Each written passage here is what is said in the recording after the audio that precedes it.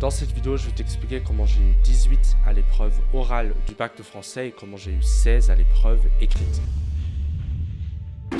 Alors, du coup, avant de commencer par les conseils concrets que je peux vous donner, j'aimerais vous introduire un mindset de base qu'il faut adopter, du moins selon moi, pour réussir le bac de français. Il ne faut pas forcément être passionné par la littérature ou être extrêmement doué dans tout ce qui touche aux matières relatives au français. En fait, il faut tout simplement savoir en quoi consiste l'épreuve et réussir à passer l'épreuve. Tout ce que j'ai fait concrètement, c'est que je me suis entraîné à passer l'épreuve du bac de français. Donc encore une fois, mon objectif n'a pas été d'être expert en littérature, mais tout simplement de voir quels sont les éléments les plus efficaces pour réussir cette épreuve. Et donc, on va commencer tout de suite avec les conseils concrets, en commençant par l'oral et ensuite je passerai à l'épreuve écrite.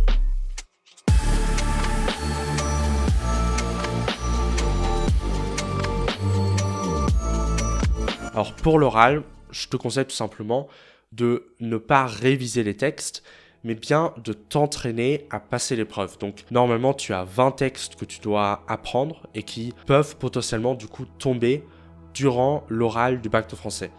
Et donc ce que je te conseillerais de faire, c'est de t'entraîner à connaître ces textes et s'entraîner à ficher soi-même les textes que tu dois apprendre. Donc si par exemple dans ton programme tu as le texte Mélancolia de Victor Hugo, eh bien ce que tu vas faire, c'est que tu vas pas uniquement lire une analyse par exemple qui t'est donnée dans le cours sur ce texte et te dire que tu vas tout retenir, parce que c'est pas possible, ton cerveau ne retient que ce qui lui semble utile.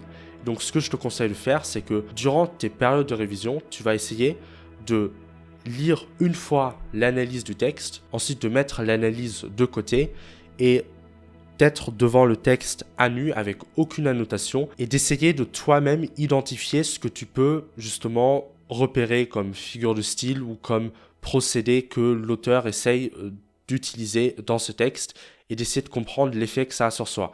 Et l'objectif de cette méthode, du coup, tu l'auras compris, c'est vraiment de s'entraîner à faire l'épreuve et non pas s'entraîner à lire et finalement ne pas savoir quoi faire le jour de l'épreuve. Et une fois que tu as pu repérer tout ce que tu as repéré dans le texte, tu vas à nouveau ressortir l'analyse et tu vas essayer de comparer ton analyse avec celle du cours. Et simplement en faisant ça, ça va t'entraîner non pas à simplement avoir l'information dont tu as besoin pour les épreuves de bac de français dans ta tête, mais également à l'externaliser. Parce que c'est beaucoup plus important de connaître seulement 20% du texte, mais de savoir l'expliquer correctement, que de connaître 100% du texte, mais de tout oublier le jour de l'épreuve et de ne pas savoir l'expliquer correctement. Ensuite, si tu vas aller plus loin, eh bien, au lieu de simplement ficher les textes, essaye de également les expliquer à l'oral comme au jour de l'épreuve. Donc, tu peux par exemple demander à un ami de jouer le professeur en tout simplement te jugeant sur la manière dont tu vas parler dans l'oral, ou tout simplement, si tu n'as aucun ami qui est prêt à faire ça, eh bien, filme-toi tout simplement devant ton téléphone et essaye ensuite d'identifier toi-même, une fois que tu vas revoir cet enregistrement, qu'est-ce que tu peux améliorer justement dans ta présentation. Maintenant, j'ai une astuce bonus à te donner qui n'est pas obligatoire, mais que moi j'ai fait et qui m'a permis peut-être de passer de 14 à 16 durant l'épreuve, et c'est tout simplement d'apprendre les figures de style. Et donc, comment concrètement apprendre efficacement les figures de style? Et bien pour ça, j'ai utilisé une app qui s'appelle Anki. Alors Anki, c'est une application de flashcard qui est connue dans le monde universitaire, surtout dans la médecine.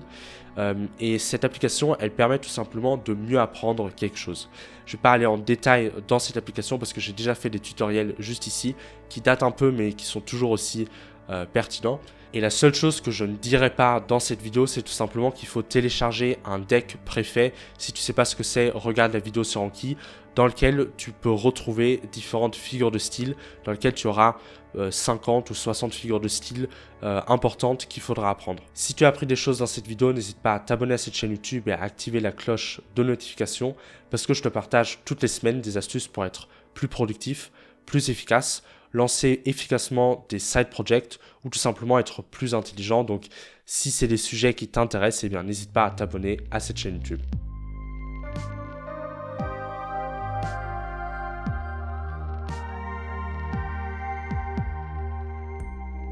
attaquons l'épreuve écrite. Alors, ce qu'il faut comprendre, c'est qu'à l'épreuve écrite, il y a deux choix possibles. Soit tu décides d'analyser un texte qui t'est donné, qui n'a jamais été étudié en cours, soit tu décides de faire une dissertation sur l'une des œuvres que vous devez étudier. Alors moi, de mon côté, j'ai décidé de prendre la dissertation, donc c'est vraiment de la dissertation que je vais parler aujourd'hui, parce que franchement, même si tu n'as lu aucun livre et que tu n'as rien écouté en cours, l'analyse de texte, tu peux réussir à t'en sortir si tu connais bien la méthode. Si tu décides de prendre la dissertation, lis les œuvres. Ça paraît logique, mais je sais qu'il y a plein de personnes qui n'ont jamais lu les livres qu'on doit lire en cours, et c'est assez problématique si tu veux prendre la dissertation. Ensuite, ce que je te conseille, c'est comme pour l'oral, de t'entraîner. Mais pas forcément de t'entraîner à faire l'épreuve de 4 heures tous les jours, mais juste à t'entraîner à rédiger l'introduction, le plan et la conclusion.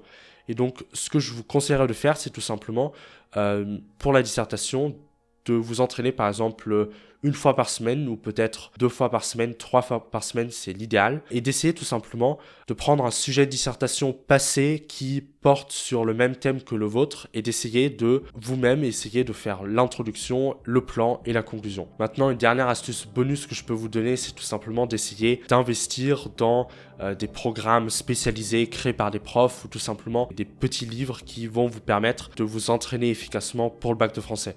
Par exemple, moi je sais que j'avais acheté un Anabac, il me semble, c'est comme ça que ça s'appelait. Ensuite, j'ai également investi dans le cours d'Amélie View et honnêtement, ça m'a beaucoup aidé.